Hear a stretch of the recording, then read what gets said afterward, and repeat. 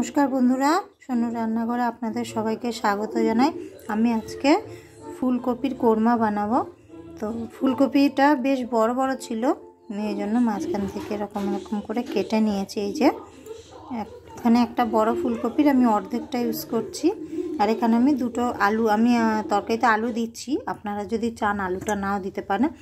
আর আমি ফুলকপিটাকে একটুখানি গরম জল দিয়ে ভালো করে ধুয়ে নিয়েছি কিছুক্ষণ রেখে। তো এবার তারপর আমি বলছি আপনাদেরকে।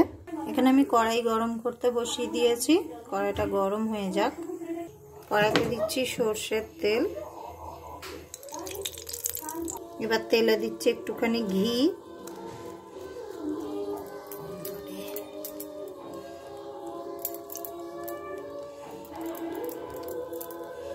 এবার তেলে আমি পেঁয়াজটাকে প্রথমে ভেজে নেব একটু লাল লাল করে। আমি এটাকে বেরেস্তা করার জন্য ভাজবো। এবার আমি এই তেলেতেই ফুলকপিগুলোকে হালকা একটু ভেজে নেব। আমি উপর থেকে একটু হালকা একটু নুন ছড়িয়ে দিলাম, অল্প একটুখানি।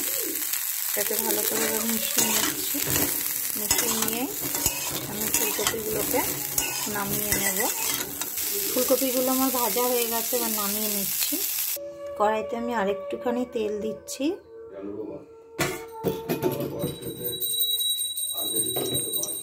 আমি আলুগুলো এই তেলে একটু ভেজে নেব। আমার আলুগুলো ভাজা হয়ে গেছে, আমি আলুগুলো এবার নামিয়ে নিচ্ছি। এই তেলে আমি আরেকটুখানি অল্প একটুখানি তেল দেব, কারণ আমার ফুলকপি আর আলু তো সব ভাজা। এই যে অল্প একটুখানি তেল দিলাম, আর একটুখানি আমি ঘি দেব। যে আমি একটুখানি ঘি দিয়ে দিলাম। তেল গরম হয়ে গেছে, জিরে দিচ্ছি, আর দিচ্ছি গরম মশলা, আর দিচ্ছি তেজপাতা। এবার একটা পেঁয়াজটাকে আমি গ্রেটার দিয়ে গ্রেট করে নিয়েছিলাম, সেটাকে দিয়ে দিলাম। পেঁয়াজটা আমার ভালো করে ভেজে নেওয়া হয়ে গেছে।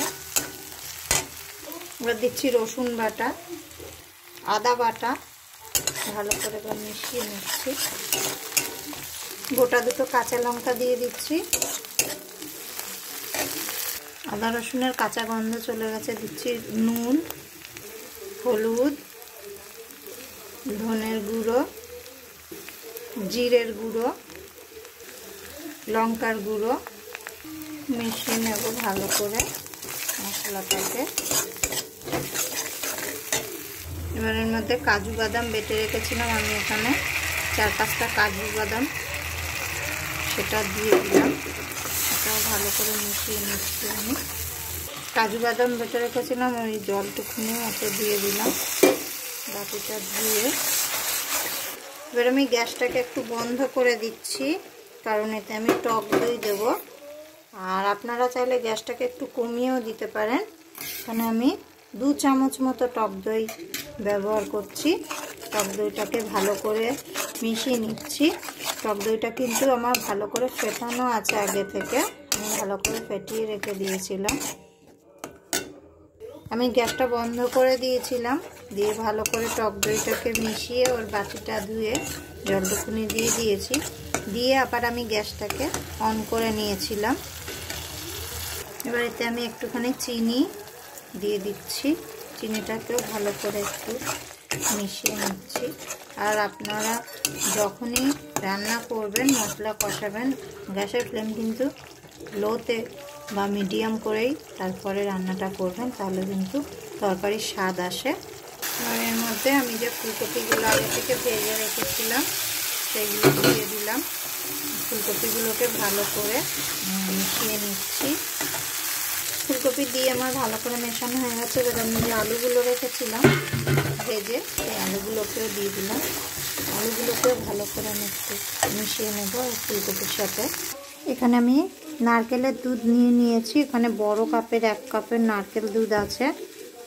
বড় কাপ মানে যে বড় একদম কাপগুলো থাকে সেগুলো। তো আপনারা চাইলে এইটা এমনি যে দুধ আছে কাউ মিল্ক, সেটাও দিতে পারেন। আমি এবার এটাকে আস্তে আস্তে করে তো মিশাবো।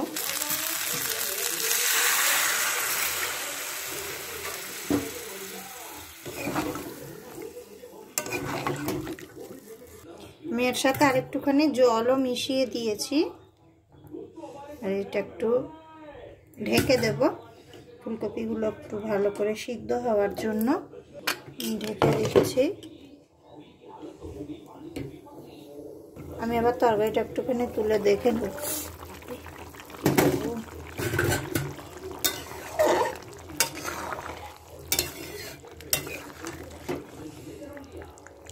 তো আমাদের তরকারি একদম তৈরি হয়ে গেছে।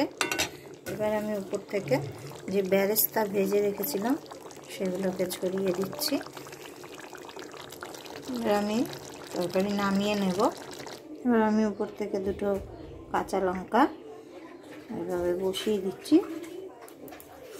তো বন্ধুরা, ভিডিওটি যদি ভালো লাগে অবশ্যই একটা লাইক করে দেবেন, চ্যানেলটাকে সাবস্ক্রাইব করবেন। দেখা হবে আবার নেক্সট ভিডিওতে। ততক্ষণ আপনারা সবাই ভালো থাকবেন, সুস্থ থাকবেন। বাই বাই বন্ধুরা। আর এই যে তরকারিটা, এটা আপনারা লুচি, পরোটা, ফ্রাইড রাইস, পোলাও সব কিছুর সাথেই কিন্তু খেতে পারবেন বন্ধুরা। আর তরকারিটা খুব টেস্ট হয়, আপনারাও এরকম করে বাড়িতে একবার বানাবেন। ধন্যবাদ বন্ধুরা।